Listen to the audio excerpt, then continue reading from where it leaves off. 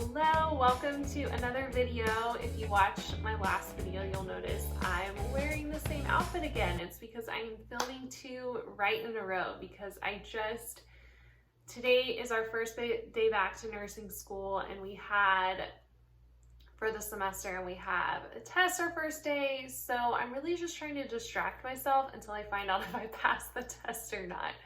So anyway, here is another video. So this one is not planned out, kind of spur of the moment. Yeah, I kind of don't even know what I'm going to talk about, but I'm going to talk about something about horses.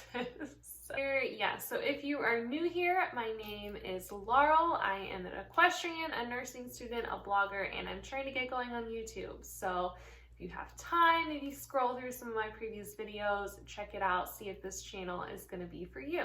So I'm mostly talking about horses, and yeah, so that's about it. So I wanted to share a little bit about my horse riding journey, I guess you could say. It seems like everything is called a journey nowadays. It's like, yeah, everything's a journey. But yeah, and just kind of like where I'm at right now with my riding. So I have been riding for, I think it'll be 20 years next month in September. That is so crazy. And I had a couple of years off, I guess back in, when was it? 2017, I pretty much retired my horse Chance, although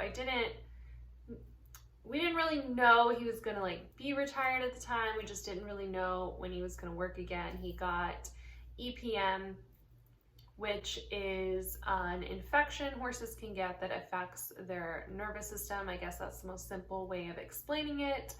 And it can have kind of a variety of different symptoms, including like neurological symptoms. I believe it affects like their spinal cord. I don't know. I may be totally wrong. I'm in nursing school, not vet school. So I don't know all the details, but basically it can have kind of a wide variety of symptoms, and it can cause lameness. And most of his symptoms were kind of like just kind of like inconsistent, like mild lameness, like he didn't have like a specific injury. He just wasn't right. He just wasn't feeling right. And he also lost a significant amount of muscle. And he always, the whole time I had owned him, he had had some soundness issues to begin with. He was just kind of a tricky horse to keep sound. So, he got that, I think it was like spring of 2017. And so stopped working him, gave him a few months off while we were treating him, because it is treatable. They can take medication for it to kind of kill the infection.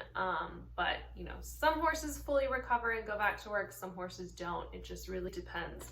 That's what a lot of people have told me anyway. Like some horses are fine after, some horses are never the same. And unfortunately, he was kind of in the category of horses that were never really the same. Yeah, so treated him for it. He did gain back a lot of his muscle, and he got significantly better. He's just never gotten like well enough to really put back into work. I've tried putting him back into work several times, and a few weeks into light work and he just starts, getting a little sore and getting a little off. So, and he's also getting older now. He turned 18 this year. So I decided this year that he is officially retired, even though he's been like pretty much retired since 2017. It just wasn't official. I hadn't But so anyway, from stopping riding him to getting my horse Flynn, that's been quite a few years. I did have a couple different lease horses in that time. So I think I only went about like 2 years without riding at all. And then with the lease horses, I just was not riding super consistently because I was in nursing school. And then I got Flynn last May, and so I worked him a little. I didn't start really working him until like July last year because I was in Arizona for most of the summer last year because my boyfriend was living there at the time. Thankfully, he is back in Texas right now. So I've been in Texas this whole past summer. But yeah, so I started working him consistently like July. And so I've only been riding consistently again since last July. And oh my goodness, it is You know, I just never realized like how hard it would be to come back from a long break. And I've been taking lessons again since I think June, May or June, I think is when, you know, I was keeping the horses at home on my parents' farm, but then they sold their farm.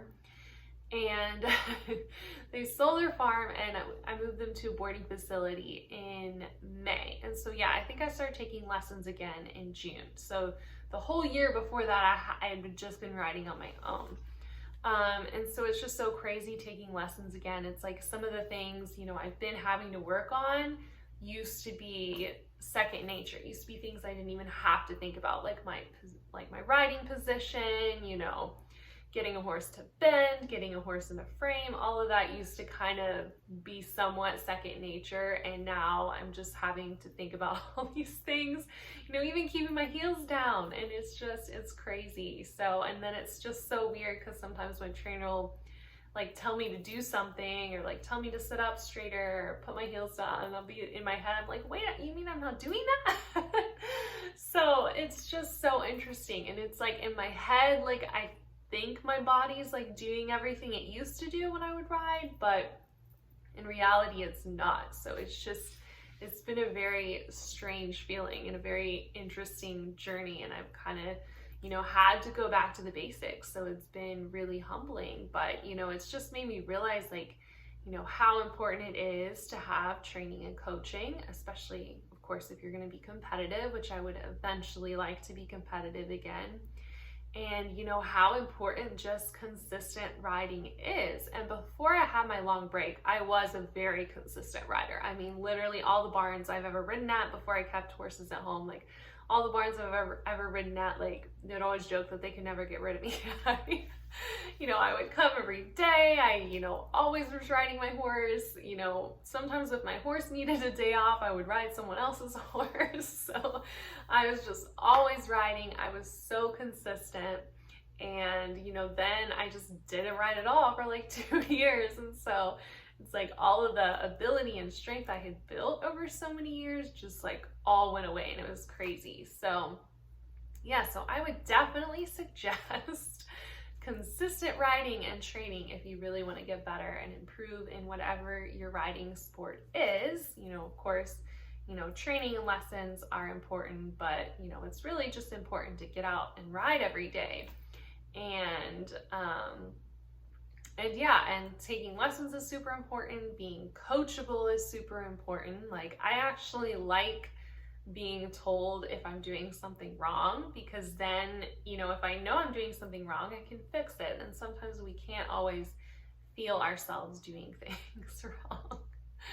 So, but yeah, and since we've been taking lessons, Flynn and I have completely improved. Like I've been improving a lot, and I've noticed, especially the past couple weeks, that he's been improving a lot. He's starting to really work in a frame. And his canter has been so nice. You know, he's off the track. He's been off the track a few years, but he didn't have a ton of hunter jumper training before I owned him. You know, he kind of learned the basics, but so, you know, this past year that I've had him, his canter would be a little strung out, a little imbalanced, like he would tend to break to the trot if I tried to, you know, pull it together and collect him. But I was riding him, you know, the other day, and, you know, we were circling through some of the jumps, and, you know, I had him pretty collected, but he still like had so much impulsion and so much energy, and, you know, he still had a really nice canter, and it was so balanced, and he was bending, and it was really cool. So again, yeah, I'm just kind of rambling in this video, just kind of telling y'all where I'm at now and kind of a little bit about my own riding journey. I think I'm going to include, you know, I do have one recent video of me riding Flynn. We're literally just trotting around.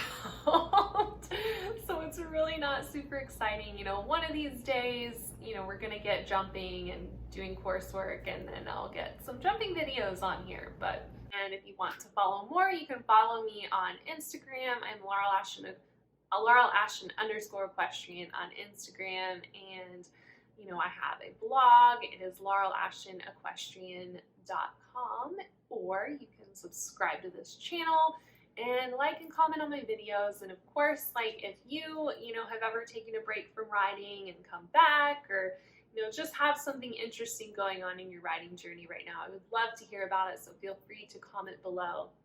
And yeah, I think that's about it. I've been rambling for like 11 minutes now.